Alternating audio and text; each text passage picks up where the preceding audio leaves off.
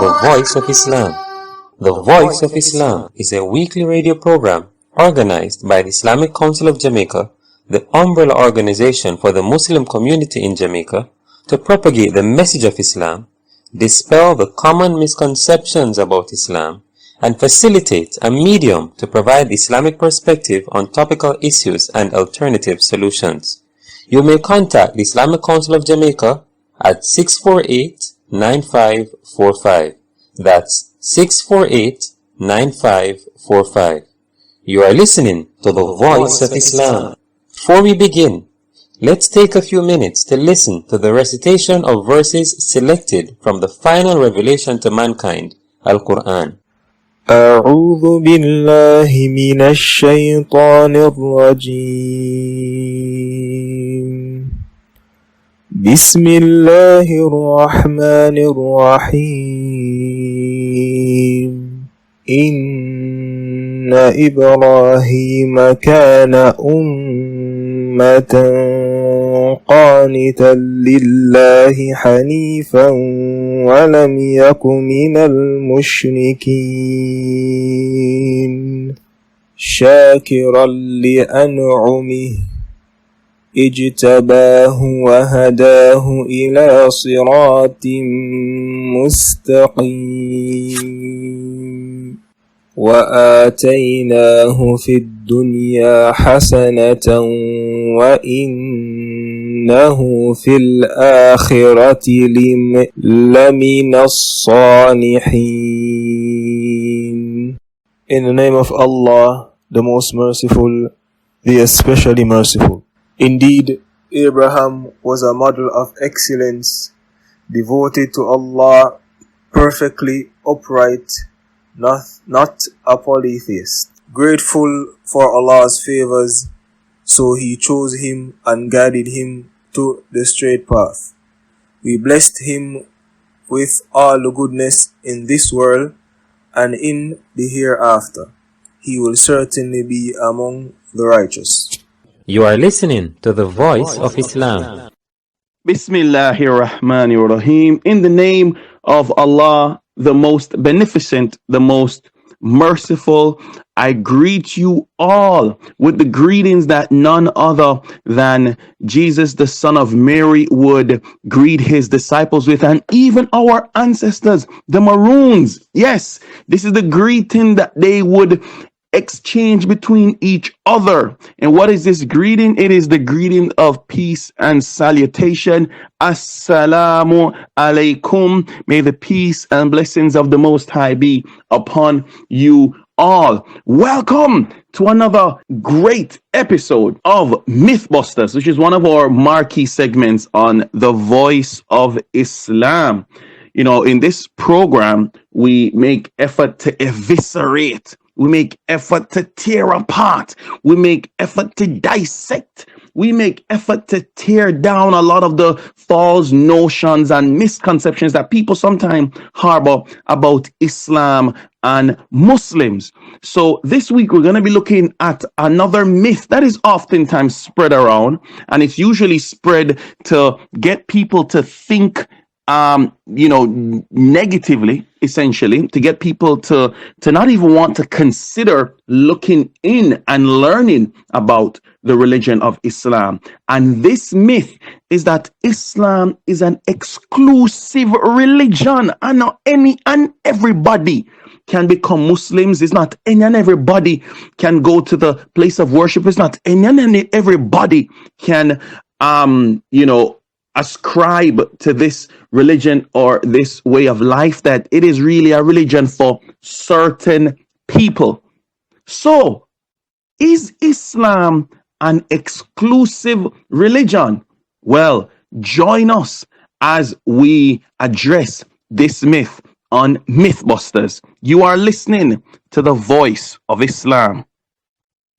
I remember one day, I stood right by the front of the head office on 24 Camp Road, the central masjid, or Masjid Bilal, as it's sometimes called as well.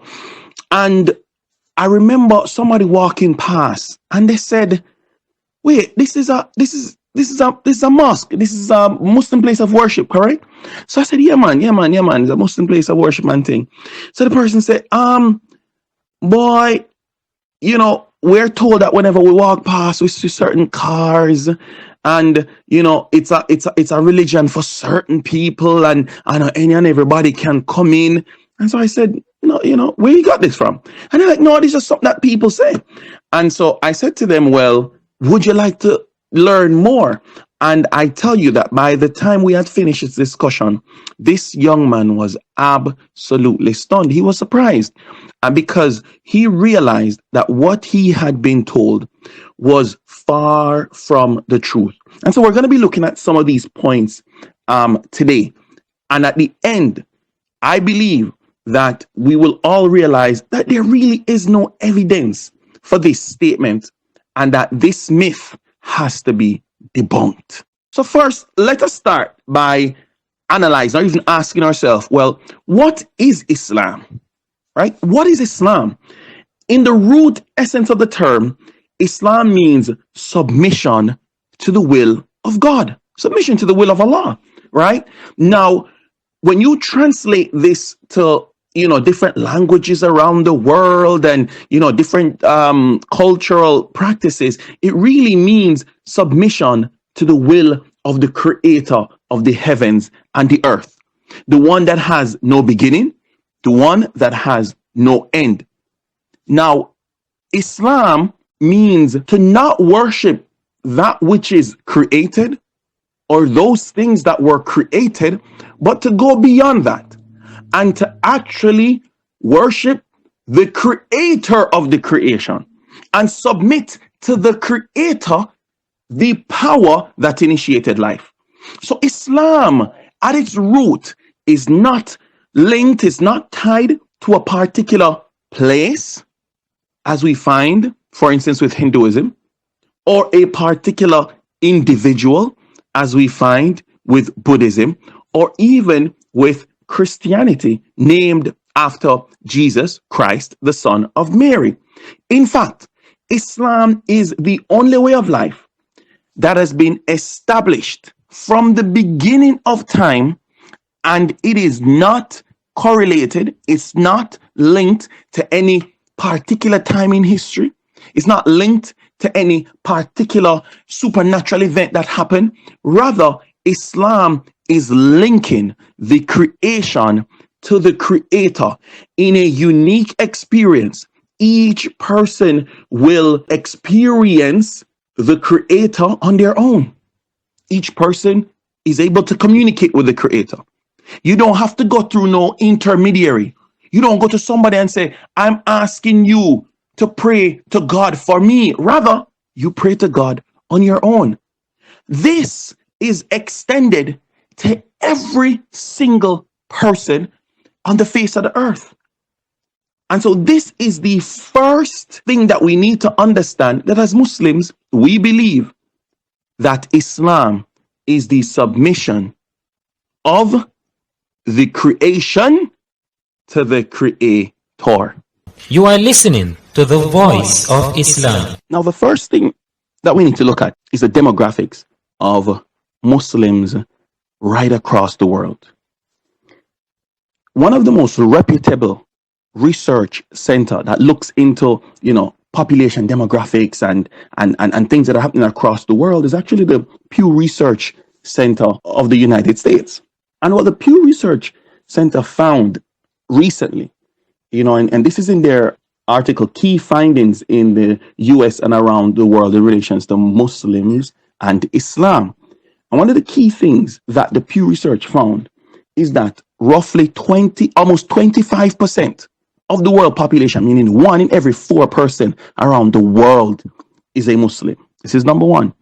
Number two, only 20% of these individuals live in the Middle East. The rest, 80% of Muslims, do not live in the Middle East. The largest Muslim country, the country with the largest Muslim population, is Indonesia. This is a country in the Asia Pacific region. Then you have Muslims in India, in Pakistan, in Iran, in Turkey. Then again, we look in the African subcontinent and we see Muslims all throughout Africa. Then we look in the Caribbean, Trinidad, Suriname, Jamaica. Then we look in North America, US, in Canada. Then you have in Australia. So Islam is literally the most diverse religion on the face of the earth. So the idea that only certain people can become Muslim or Islam is a religion for certain kind of persons based on ethnicity is just simply not true. And I dare anyone, I challenge anyone, anywhere in the world, you walk into a Muslim place of worship and you will see all the men standing shoulder to shoulder, feet to feet, all the women standing shoulder to shoulder, feet to feet, and you just pan your camera around their faces and you will see diversity like you can never ever see anywhere else. In Islam, there are 5 key pillars. One of those key pillars is pilgrimage to the house that was built by Abraham and his son Ishmael. Now, for many persons who have been to that pilgrimage, including myself, you meet people from places you never even know exist. And when you tell them that you are from Jamaica, they are in awe. They say, wait, Muslims in Jamaica as well? Yes. And so Islam is the religion of every single nation, every single tribe. And in fact, this is an evidence to a statement that was made in the Quran. In a chapter called Hujurat, this is chapter 49 of the Quran, verse 13. Allah, the creator of the heavens and the earth, he says in the Quran, Ya ayyuhan nas, O mankind, everybody, men, women, every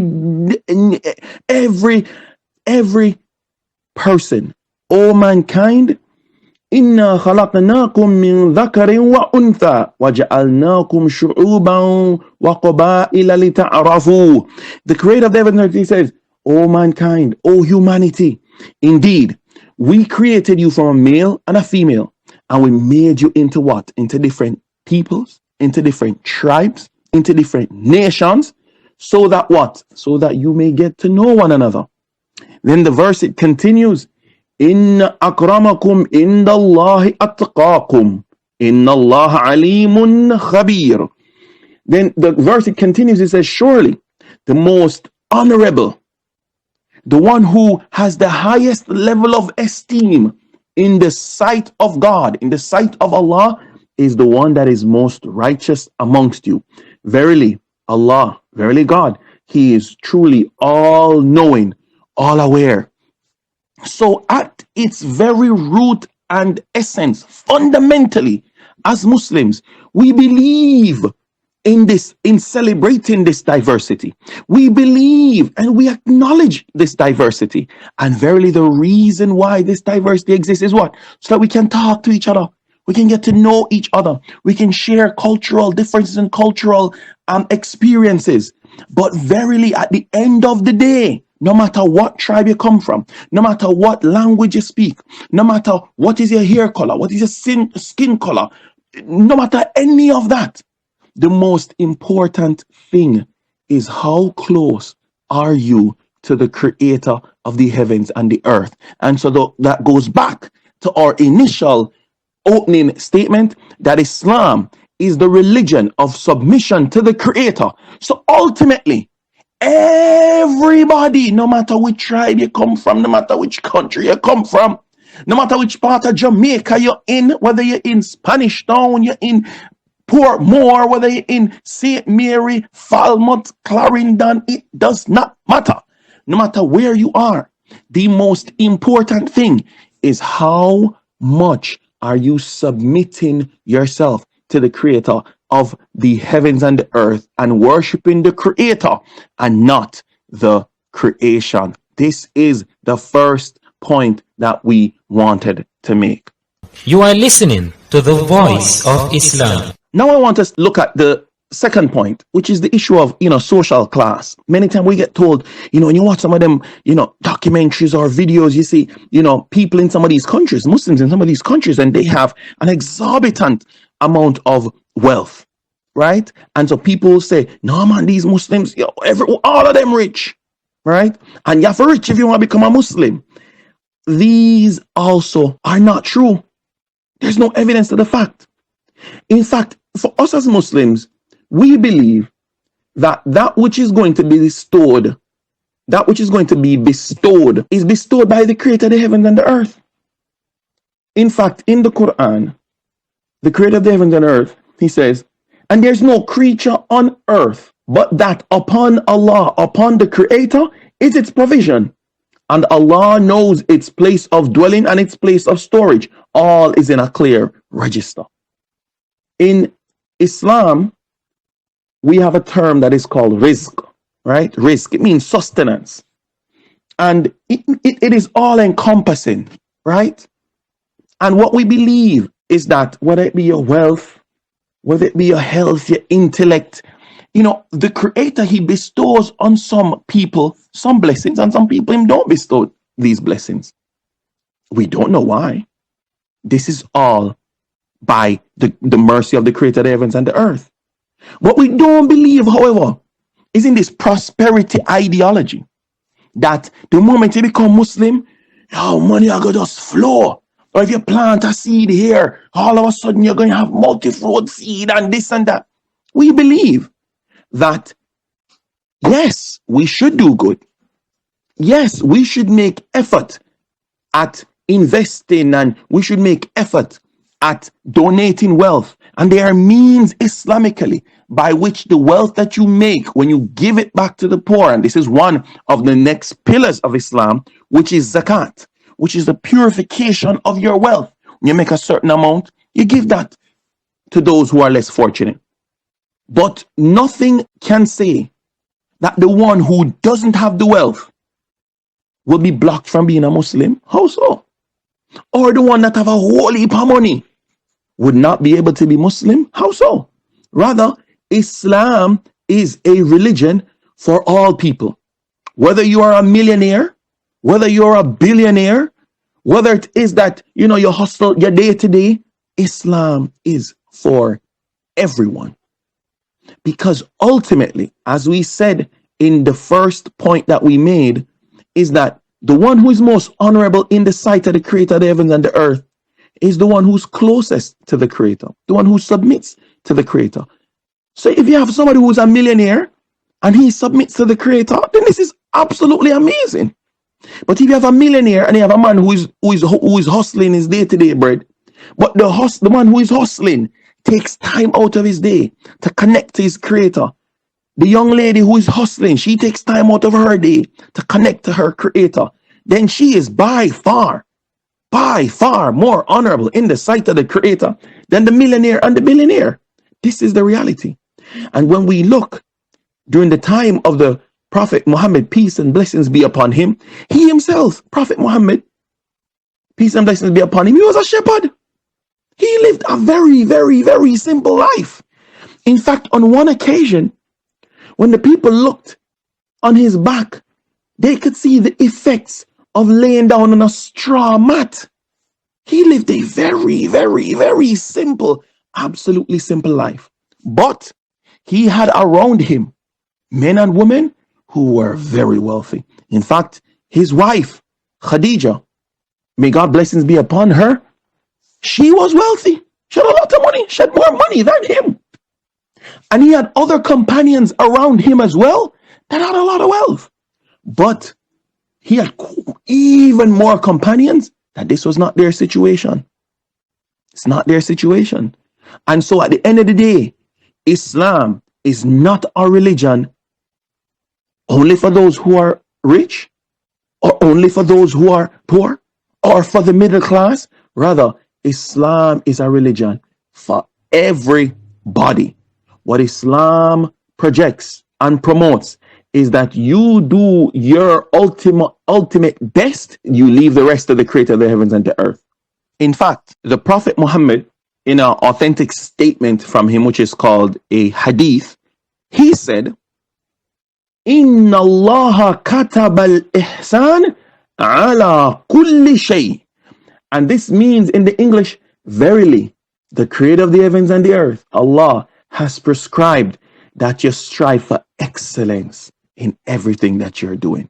So yes, when you become a Muslim, it doesn't matter which social class you're in.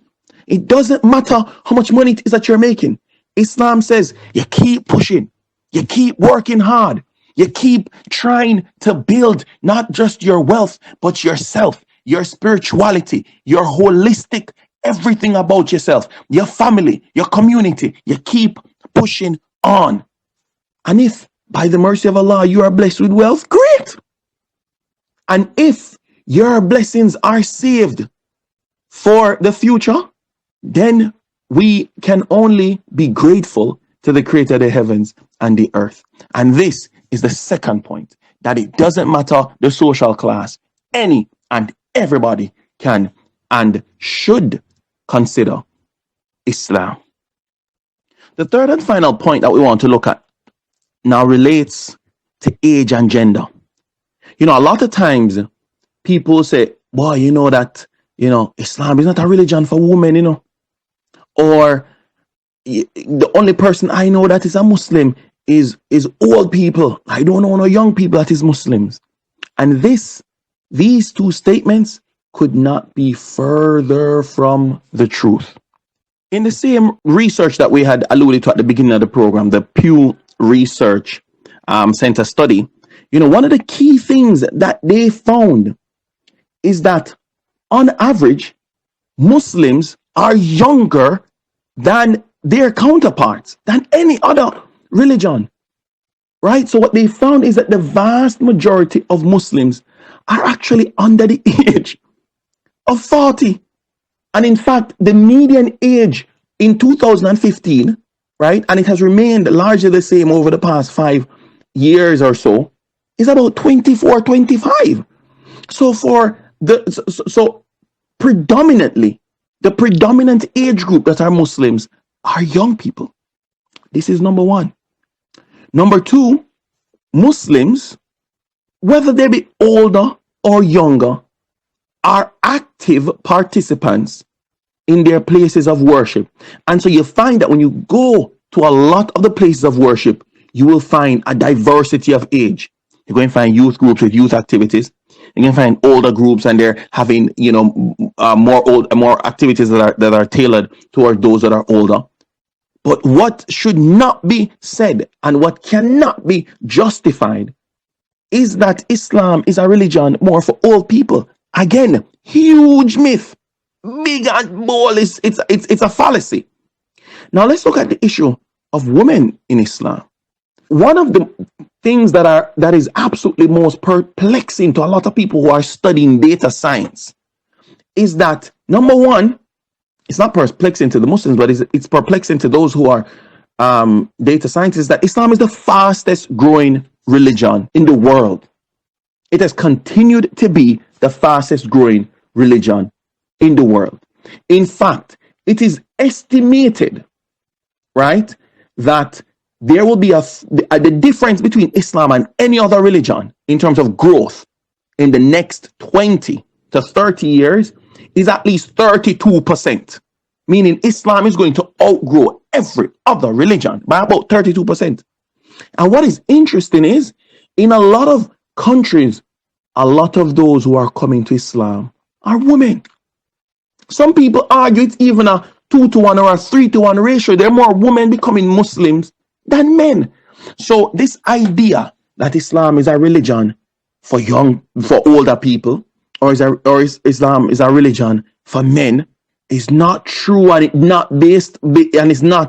doesn't play out when you look at the data. It doesn't play out when you look at the research. It doesn't play out when you look at the demographics. It doesn't play out when you look at the evidence. It doesn't play out when you look at what the data scientists are producing. And this is right across the world. This is right across the world. So it is very important for us to understand that many times when people talk, them just talk out of bad mind. Many times when people talk, they talk out of ignorance. And so we have shown you, and I've hoped we've been able to clarify today, that Islam is a religion for every single person, no matter your tribe, no matter your nationality, no matter your ethnicity, no matter your social class, no matter your age, no matter your gender. Islam is, in fact, a universal religion. And at this point, we would like to declare this myth that Islam is an exclusive religion debunked. So thank you for joining us on another episode of Mythbusters with your brother in Islam, Sulaiman. And I want to thank you all again for always supporting and listening to this program, The Voice of Islam. And until we meet again, we leave you with the parting words that Jesus would say to his disciples, that the Maroons used to say to each other. And it's one of the most common greeting that you find right across Africa, that you find right across the Middle East, that you find right across wherever you can find Muslims, which means that we try to imitate Jesus very closely. We leave you with Assalamu alaikum. May the peace and blessings of the Creator be upon you all. Thank you all for listening to The Voice of Islam, a weekly radio program organized by the Islamic Council of Jamaica to propagate the message of Islam, dispel the common misconceptions about Islam, and facilitate a medium to provide Islamic perspective on topical issues and alternative solutions. Remember, you may collect a free Quran, yes, a free Quran, by emailing us, sending a text message, or visiting any of our locations. Please send in your questions and comments to islamradiojm@gmail.com. That's islamradiojm@gmail.com, or by text message to 892-1350. That's 892-1350. You may also visit our Facebook page, facebook.com/Islamic Council of Jamaica, or find us on Instagram at ICOJ_official, or you may listen to a past episode on our YouTube channel, Islamic Council of Jamaica. You may also visit any of the following locations: Islamic Council of Jamaica, 24 Camp Road, Kingston 4. Masjidul Aziz, Portmore Central Plaza, West Tradeway, Portmore. Masjidul Rahman, Windsor Road, Spanish Town. Islamic Dawah Center, 1 Makati Street, Montego Bay. Masjidul Hakim, 138 Main Street, Ocho Rios. Masjid As-Sabr, Albany, St. Mary. Masjid Hussein, 3 Miles River, Westmoreland. Masjidul Haq, New Green Road, Mandeville. Masjid An-Nur, Port Maria, St. Mary. Masjidul Ihsan, West End Road, Negril. Masjid Al-Taqwa, Newell, St. Elizabeth. Masjid Ibrahim, Riversdale, St. Catherine. Masjid As-Sakina, 26 Miriam Way, Montego Bay. Peace be upon you all. Assalamu alaikum.